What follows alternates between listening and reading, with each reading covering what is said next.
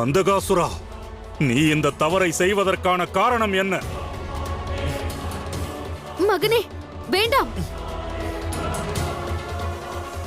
என்ன ஆயிற்று உனக்கு? ஏன் இவ்வாறெல்லாம் செய்கிறாய்?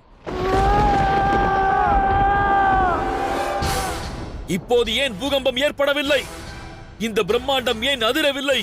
மகாதேவரும் நாராயணரும் ஒருவரோடு ஒருவர் மோதிக்கொள்ளும் போது அண்ட சராசரமும் பிரளயத்தையே சந்தித்ததே. அவ்வாறு நாம் இருவரும் மோதிக்கொள்ளும் போது ஏன் அப்படி நிகழவில்லை? கூறுங்கள், கூறுங்கள் சுக்கிராச்சாரியரே.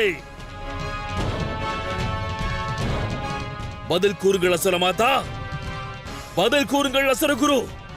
எனது பலம் ஏன் இந்த அண்ட சராசரத்தையும் பலவீனப்படுத்தவில்லை? ஏன் இவ்வாறெல்லாம் கேட்கிறாய் மகனே? அந்தகாசுரனின் மனக்கவலை நியாயமானதுதான் அசுரமாதா.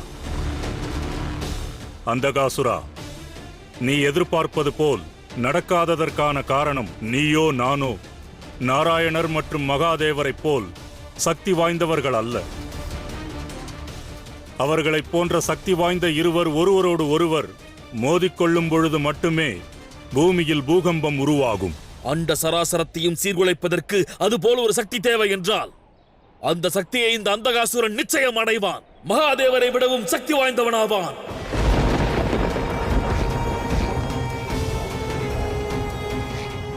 அந்த சக்தியை அடைவதற்கு நான் தவம் புரிவேன். நான் செய்யவிருக்கும் தவத்தை இதுவரை எவரும் செய்திருக்க மாட்டார்கள், இனி எப்போதும் செய்ய மாட்டார்கள்.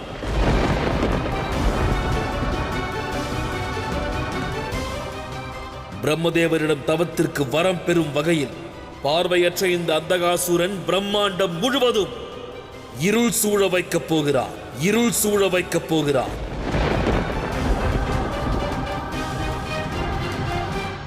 அந்த சிவனை சாமானியனாக்கி காட்டுவேன். சிவனின் கௌரவத்தை, மரியாதையை, சிவத்துவத்தை பறித்து விடுவேன். சிவனை சவமாக மாற்றப் போகிறான் இந்த அந்தகாசுரன். அந்தகாசுரனின் தாக்குதலை எதிர்க்க தயாராக இருங்கள் மகாதேவா. அண்ட சராசரமும் இதற்கு தயாராகட்டும், அண்ட சராசரமும் இதற்கு தயாராகட்டும், அண்ட சராசரமும் இதற்கு தயாராகட்டும்.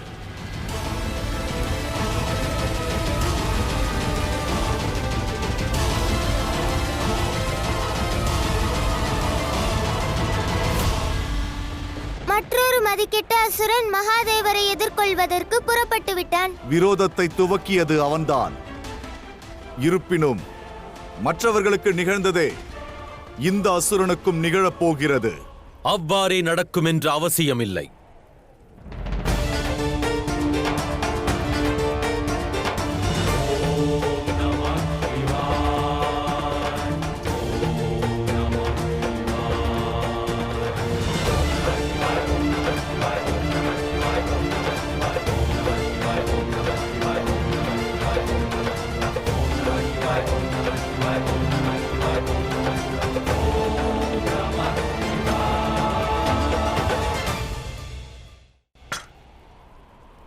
எந்த அந்தகாசுரனின் ஜனன ரகசியத்தை கூற மறுத்து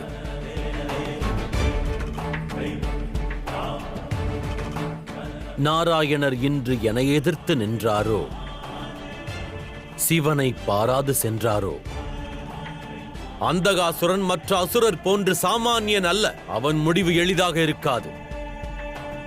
உண்மையாதெனில் அந்தகாசுரனை எண்ணி நானே கவலை கொண்டிருக்கிறேன்.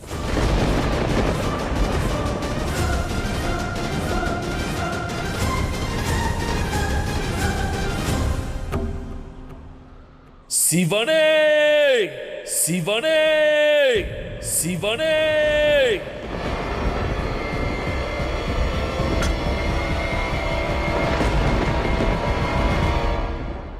தாங்கள் அஞ்சி நடுங்கப் போகிறீர்கள்.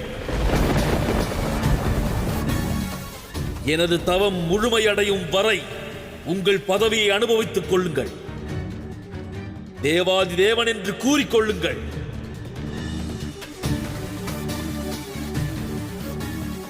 என் தவம் முழுமையடைந்த பிறகு மனிதர்கள், தேவகணங்கள் மற்றும் அனைத்து ஜீவராசிகளுக்கும் ஒரே இறைவன் மட்டும்தான். அந்தகாசுரன். அந்தகாசுரன்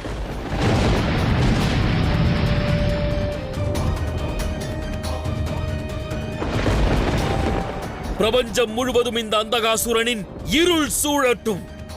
பிறகு மும்மூர்த்திகளும் இருக்க மாட்டார்கள், அந்த மகாதேவரும் இருக்க மாட்டார்.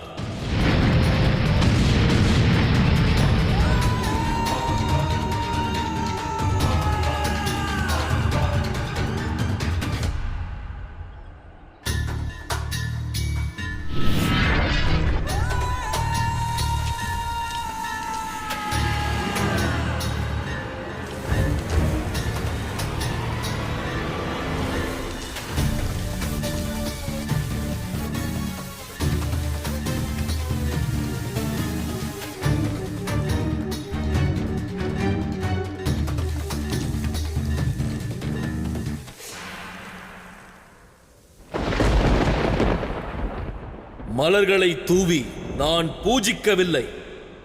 உங்களுக்கு சவால் விடுகிறேன் மகாதேவா.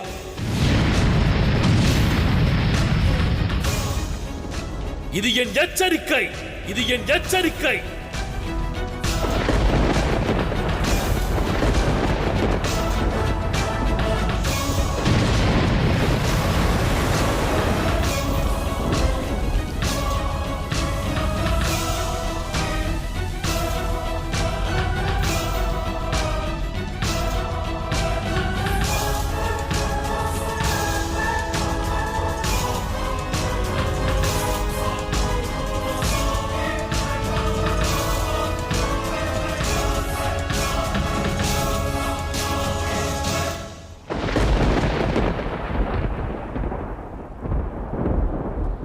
எந்த அளவிற்கு அவன் விசித்திரமானவனோ அந்த அளவிற்கு அவன் மாயையும் உள்ளது. மலர்களை தூவி யார் சவால் விடுவார்கள்? ஆம் தந்தையே, இவ்வாறு இதற்கு முன்பு எந்த ஒரு அசுரனும் செய்ததில்லையே.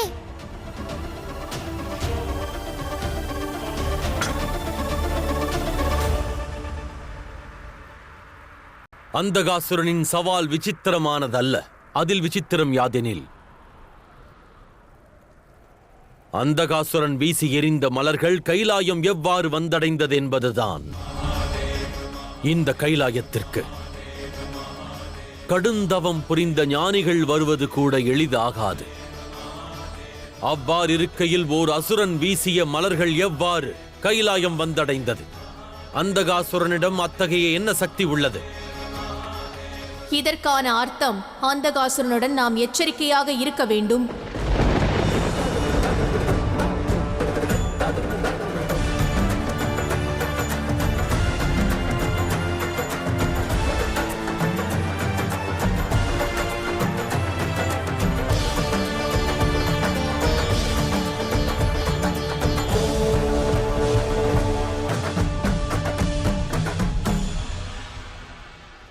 ஆம் மகாதேவா, அந்தகாசுரன் மற்றவர்களை விட வேறுபட்டிருக்கிறான்.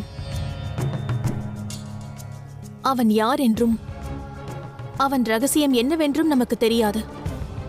அதிலும் இப்பொழுது கைலாயத்தில் நிகழ்ந்த சம்பவம், இதை காணும் பொழுது அனைத்து அசுரர்களை விடவும் அவன் சக்தி வாய்ந்தவனாக தெரிகிறான். நாராயணர் அந்தகாசுரனின் ஜனன ரகசியத்தை நம்மிடம் கூறவில்லை. எனவே அந்தகாசுரன் கொண்டிருக்கும் சக்தி பற்றி ஆராய்ந்து அவனை அழிப்பது என்பது இயலாத ஒன்றாகும்.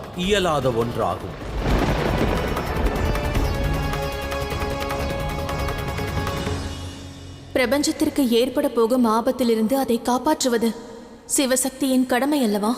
அதை நாம் எப்போதும் புறக்கணிக்க இயலாது. இந்த பிரச்சனையை தீர்ப்பதற்கு ஏதேனும் ஒரு வழி நிச்சயமாக இருக்கும். ஆனால் தந்தையே, அந்தகாசுரன் தங்களை தனது விரோதியாக கருதுகிறான். தங்களை அவன் அழிக்க வேண்டும் என்று எண்ணுகிறான். சிவத்துவத்தை அழிப்பதென்பது அண்ட சராசரத்தையும் அழிப்பதாகும்.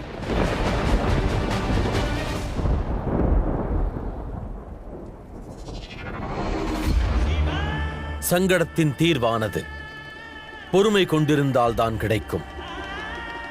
பொறுமையை இழப்பதால் அல்ல.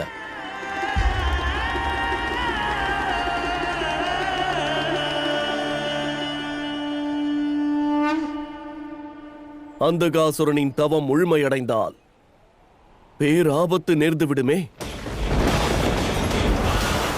அவன் வரம் பெற்ற பிறகு தன்னிலையை இழப்பான். அதன் பிறகு அண்ட சராசரத்தையும் அழிக்க முயல்வான். சிவமைந்தனின் கடமையானது தர்மத்தை காப்பது மட்டுமே, தர்மத்தை அழிப்பதல்ல. நான் அந்தகாசுரனின் தவத்தினை உடனே தடுத்து நிறுத்த வேண்டும். உடனே தடுத்து நிறுத்த வேண்டும்.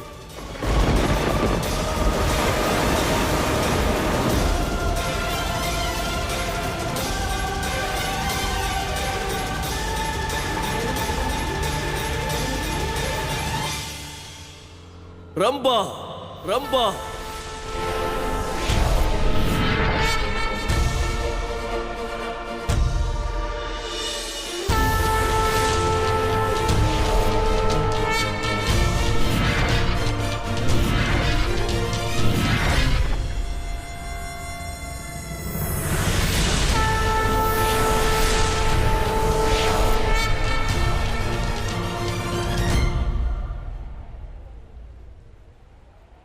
வணங்குகிறேன் நாராயணரே. நான் தன்யனானேன் நாராயணரே. நாராயணரே என்னை அழைத்திருக்கிறார். உத்தேசத்துடன் தான் அழைத்தேன் ரம்பா. அப்சரசுகள் இருப்பதற்கான காரணம் என்னவோ அதை சென்று நீ நிறைவேற்று. துரித கதியில் செல். சென்று அந்தகாசுரனின் தவத்தினை கலைத்துவிடு.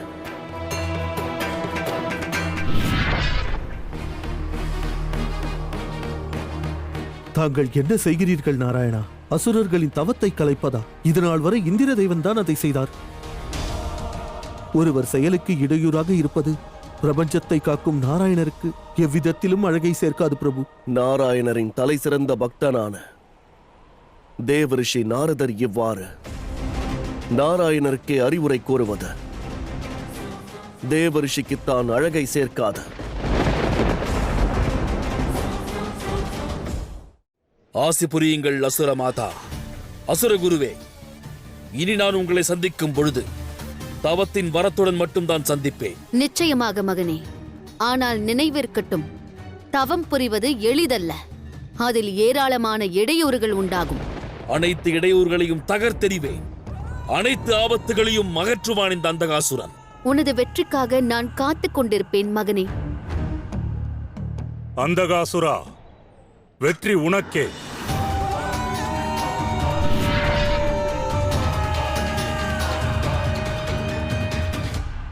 செல் ரம்பா.